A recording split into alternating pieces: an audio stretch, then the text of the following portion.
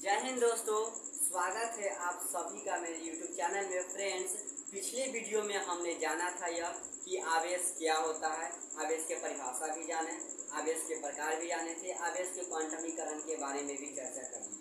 ठीक है दोस्तों, आवेश के मात्रक के बारे में भी हम लोग चर्चा किए थे कि आवेश का मात्रक कूलम होता है। एक इलेक्ट्रॉन पर 1.6 इंटू 10⁻⁻19 कूलम होता है। ठीक है, ये आवेश का जो सबसे बड़ा मात्रक होता है वो फैराड होता है। ठीक है, इतना कुछ जान लिए थे। और समझिए, देखिए, आवेश का जो मात्रक कूलम है ना, वो एक बहुत बड़ा मात्रक है।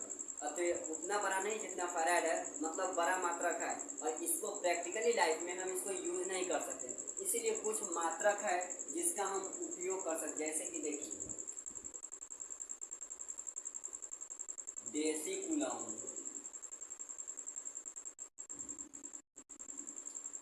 सेंटीकूलम,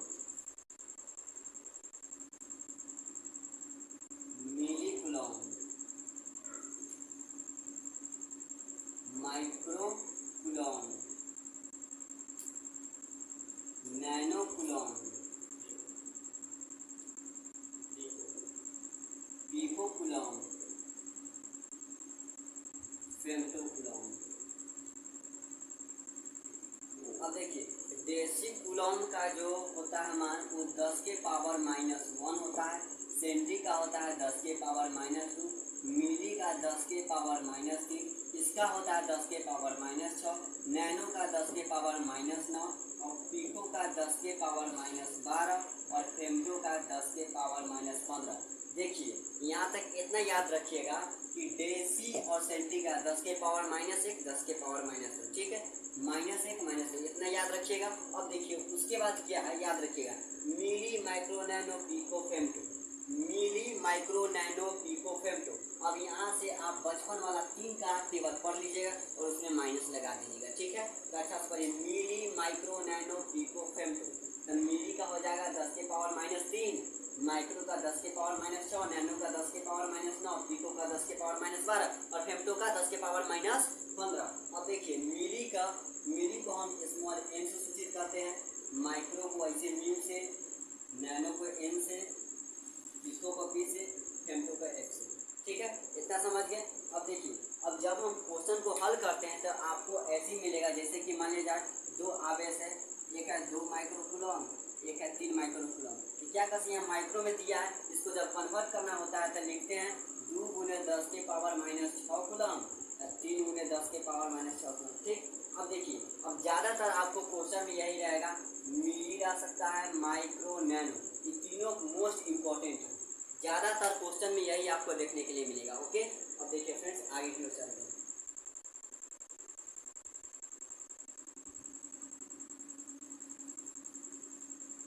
देखिए फ्रेंड्स, आवेश के मात्रक सूत्र के बारे में तो हम जान ही चुके हैं।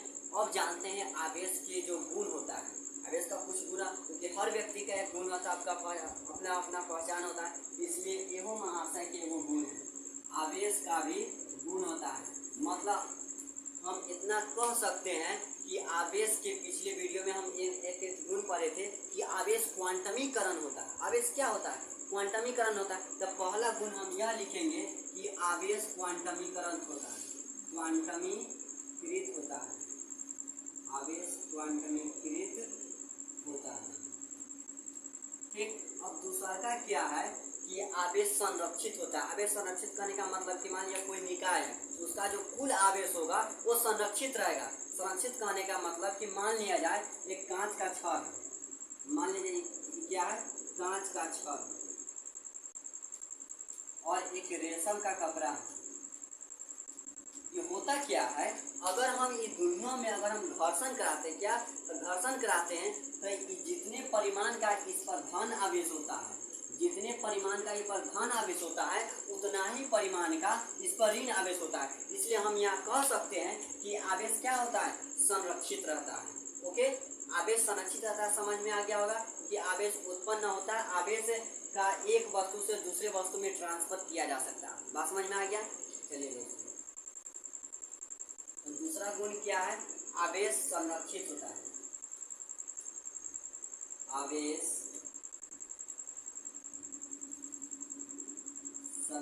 सुरक्षित रहता है। ठीक, अब तीसरा का गुण है यह योगात्मक होता है, यह योगात्मक होता है। योगात्मक कहने का मतलब है मान लिया जाए किसी निकाय का, मान लिया जाए कि इस निकाय का जो कुल आवेश होगा, इस निकाय का कुल आवेश जो होगा, इसमें जो आवेशित कण होंगे, इसमें माने Q1 है, Q2 है, Q3 है, Q4 है, ऐसे बहुत सा आवेश है। इस पूरे निकाय का जो आवेश Q होगा, इसके प्रत्येक आवेशित कण के आवेश के योगफल के बराबर हो गया, यानी Q equal to Q1 plus Q2 plus Q3 जहाँ तक ला रहे। ओके, बात समझ में आ गया। आवेश का योगात्मक क्या कहता है कि पूरे निकाय का जो कुल आवेश होगा उसमें उपस्थित प्रत्येक आवेशित कण के आवेश के योगफल के बराबर होगा। ठीक है, बात समझ में आ गया। आवेश योगात्मक होता है। यहाँ तक में समझने में कहीं डाउट है? नहीं ना? चलिए दोस्तों आगे चलते हैं।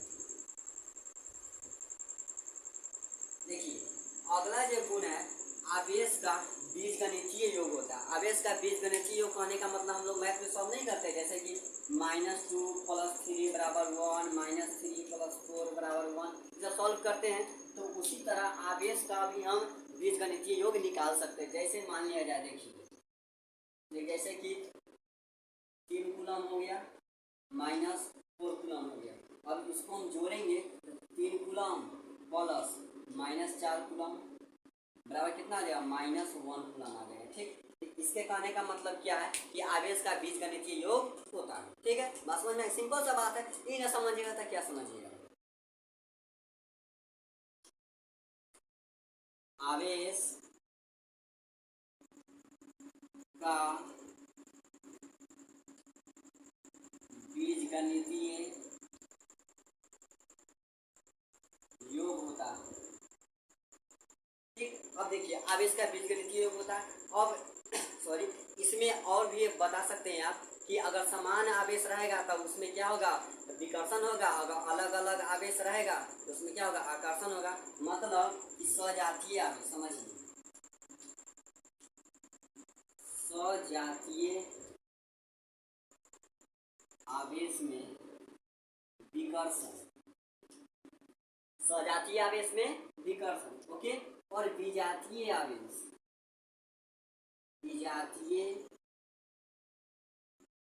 विजातीय आवेश में होता है आकर्षण। पिछली वीडियो में हम इसको बताए थे कि अगर प्लस है, प्लस के सामने प्लस आ गया तो विकर्षण, माइनस है, माइनस के सामने माइनस आ गया तो विकर्षण, प्लस है, प्लस के सामने माइनस आ गया था आकर्षण, माइनस है, प्लस, माइनस के सामने प्लस आ गया तो क्या है? आकर्षण। ओके, अट्रैक्शन होता है। इतना बात समझ में आ गया? ओके, तो अब हम आगे चलते हैं। ठीक है, अब देखिए दोस्तों,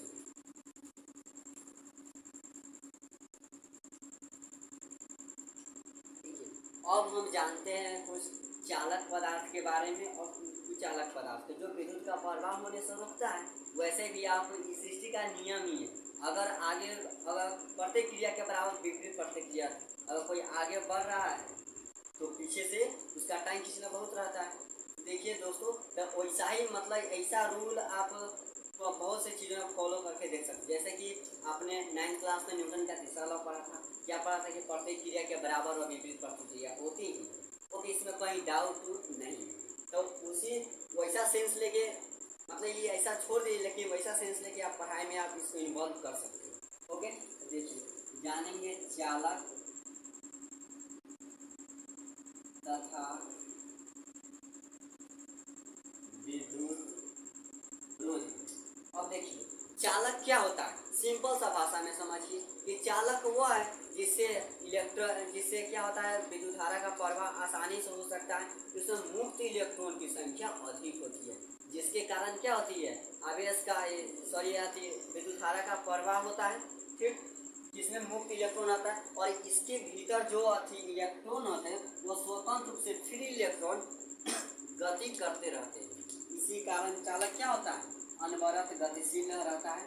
मतलब चालक में ना विद्युत धारा का प्रवाहित होते रहता है। ठीक है, अब समझिए एक बात और समझिए, जैसे चालक का उदाहरण देंगे तो क्या अच्छे धातु हो जाएगा, सब विद्युत के सुचालक होते हैं। हमारा पृथ्वी हो जाएगा, मानव शरीर या फिर जंतु शरीर, सब क्या है? चालक है, सुचालक है। ठीक, अब समझिए, देखिए अगर मान लिया जाए आपने पढ़ा होगा कि जैसे कि एक प्लास्टिक का कंघी लेंगे और अपने बाल को जब सूखा रहेगा उस समय अगर अथी तरह कंघी मारते तो होता क्या है, तो बाल से कुछ इलेक्ट्रॉन कंघी पर चल जाता है, जिसके कारण जो कंघी जो होता है वो हमारा धनावेशित हो जाता है। ठीक है, अगर सपोज दैट मान लीजिए कि अगर वह कंघी प्लास्टिक का न रहे, धातु का रहे, तब क्या होगा, तो देखिए तब आवेशित नहीं होगा। पहला ना आवेशित होगा, समझ लीजिए। देखिए मान लिया जाए, सही माना कहता है ये बाल से अगर हम कंघी को अगर घर्षण कराते हैं, वो भी धातु के कंघी रहता है, तो इस पर इलेक्ट्रॉन आते हैं, लेकिन फिर इस पर से इलेक्ट्रॉन हमारे शरीर से होते हुए पृथ्वी में चले जाते हैं। इसी को भू संपर्कन कहते हैं, भू संपर्कन, या फिर इसी को भू योजन भी कहते हैं।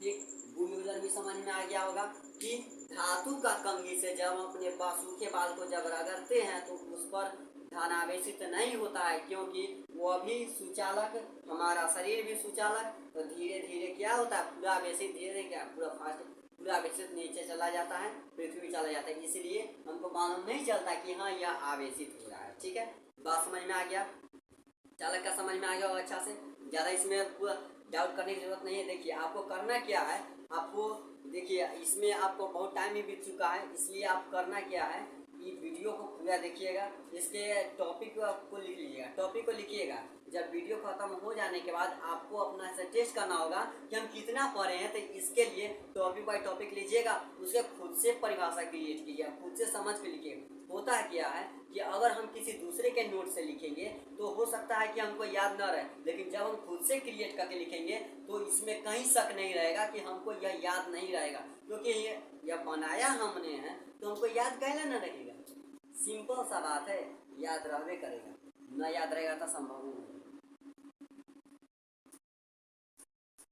अब विद्युत रोधी में क्या होता है, इसी का विपरीत आप दिमाग लगा सकते हैं, जिसमें विद्युत धारा का प्रवाह नहीं होता है, उसमें मुक्त इलेक्ट्रॉन नहीं रहते, यही होता है चालक का विद्युत रोधी में, और कोई इसमें विशेष बात है नहीं। ठीक है, बात समझ में आ गया वही। चलिए अब फिर आगे चलते हैं।